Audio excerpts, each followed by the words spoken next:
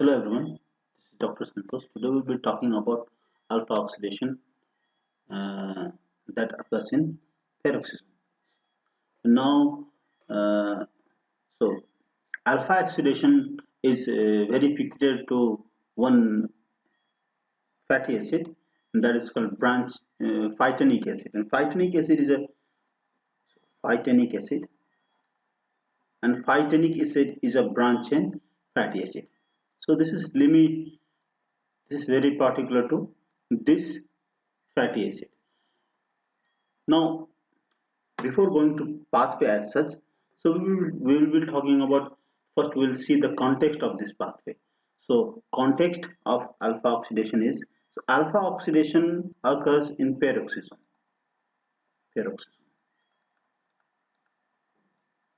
and then peroxisome is actually present in almost all cells, all nucleated cells, and it is the number of peroxisome is more in liver, kidney, and brain.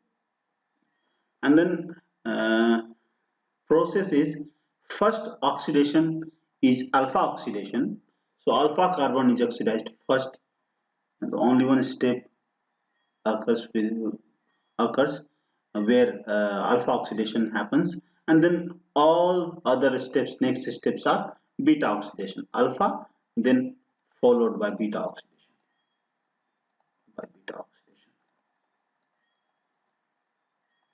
oxidation. Now substrate phytanic acid. So this oxidative pathway is very easy, phytanic acid, but it is very important pathway because of one disease that is called Refsum disease. Refsum disease. Refsum disease. This is group C peroxisomal disease. Group C peroxisomal disease. Peroxisomal disease.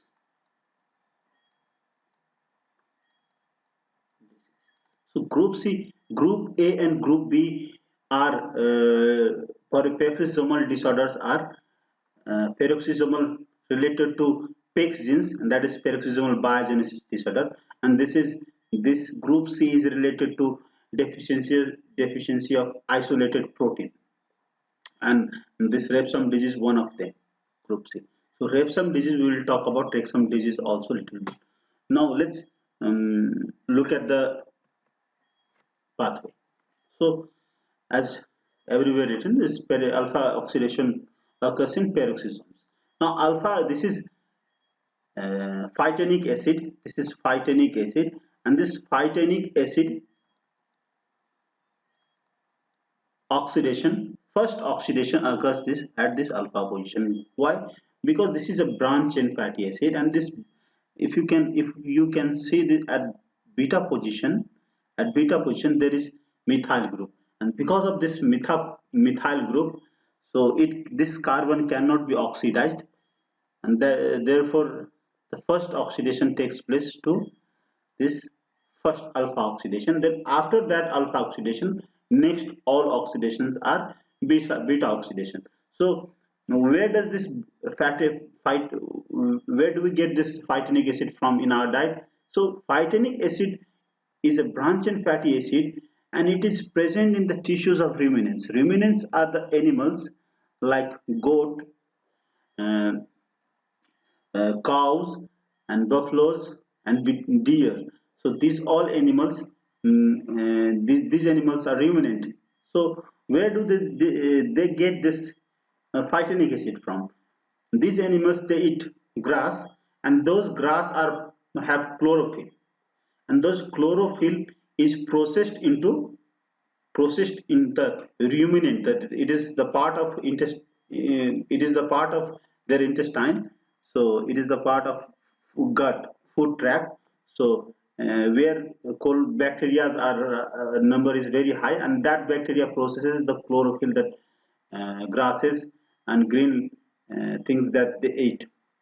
So they process and they convert them into this chlorophyll into phytanic acid, and that is why these animals have very high concentration of phytanic acid in their meat, and milk also have high concentration of fatty acid, this phytanic acid. So those patients which are suffering from this Refsum disease, they will have to avoid this diet. They will have to avoid this dairy product and this meat as well. Now, so as we have already told this, because this is methylated, that is why this beta oxidation is not possible here. So alpha oxidation will be the first oxidation, and this is carried out by this enzyme. The first enzyme called phytanoyl coenzyme A hydroxylase, and this enzyme deficiency causes Refsum disease. And this pathway is important because of this disease.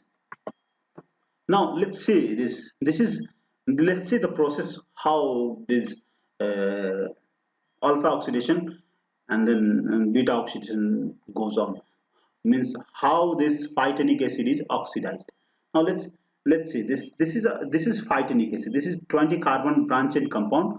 We can see 1, 2, 3, 4, 5, 6, 7, 8, 9, 10, 11, 12, 13, 14, 15, 16, and 4 is 20. This is 20 carbon branch chain fatty acid. Now what happens is this fatty acid is changed into this phytanic acid is changed into phytanoyl coenzyme A, and then phytanoyl coenzyme A now will be hydroxylated by phytanoyl coenzyme A hydroxylase.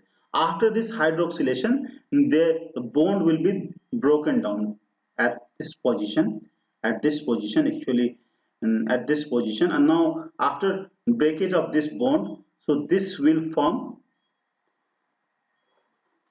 so formyl, this is formyl, this will release formyl coenzyme A, and then acid called pristanic acid.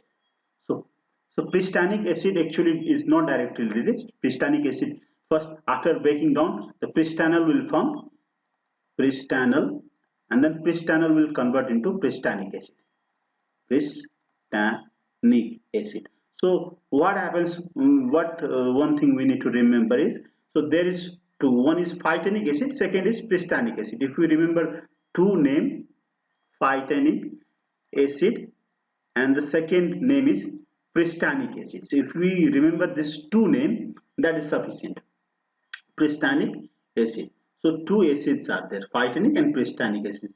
So if we remember two names, that is sufficient for memorizing this whole pathway. So first is hydroxylation and then lysis. So pristanoyl coenzyme A, alpha hydroxybistanoyl coenzyme A lyase will break this point and form formyl coenzyme A. One product is formyl coenzyme A. Then next bond breakage happens at the beta carbon. After beta oxidation, this beta oxidation will release propionyl coenzyme. This is propionyl coenzyme. Again, what will happen? This will release acetyl coenzyme. Now this beta bond breakage will release propionyl coenzyme. Again, breakage of this beta bond will release acetyl coenzyme.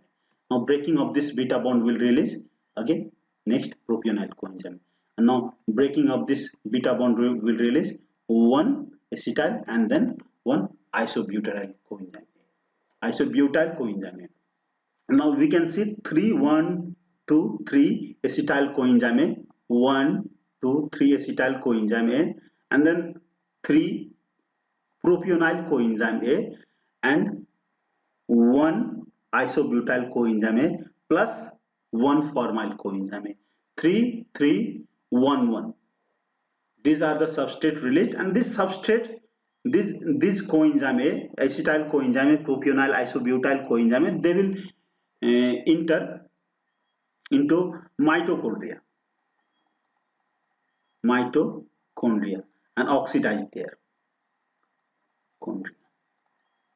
And a propionyl coenzyme A, we will talk about the propionic acid pathway. So propionyl coenzyme A will ultimately convert into succinyl coenzyme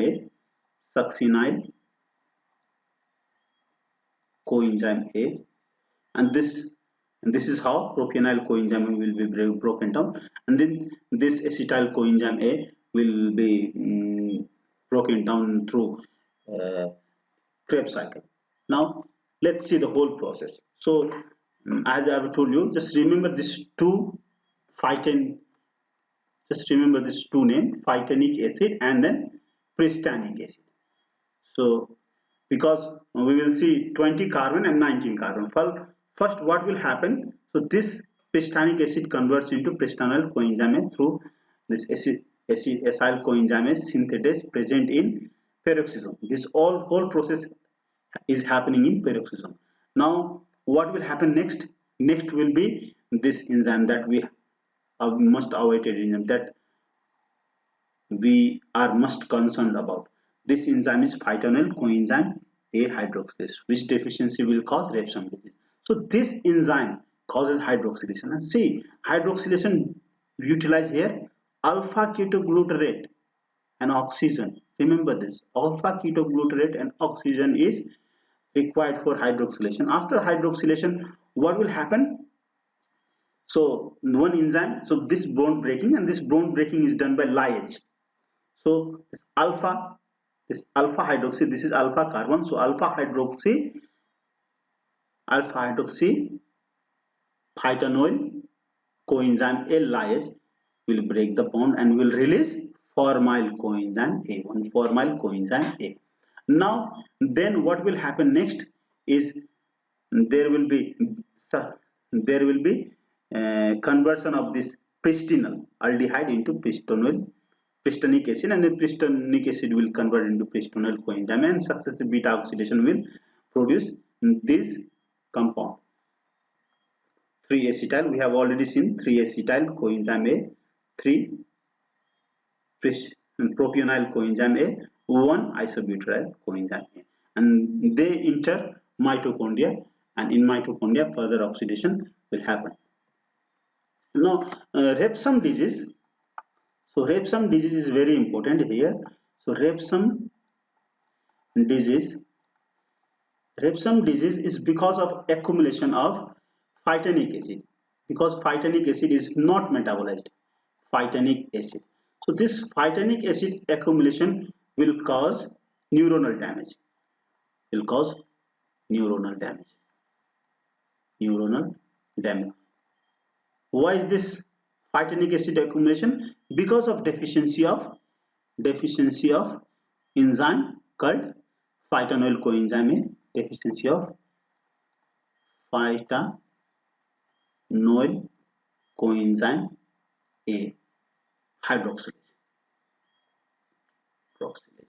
Now neuronal damage will lead to this problem. First is neuronal damage will have neuropathy, peripheral neuropathy, peripheral neuropathy.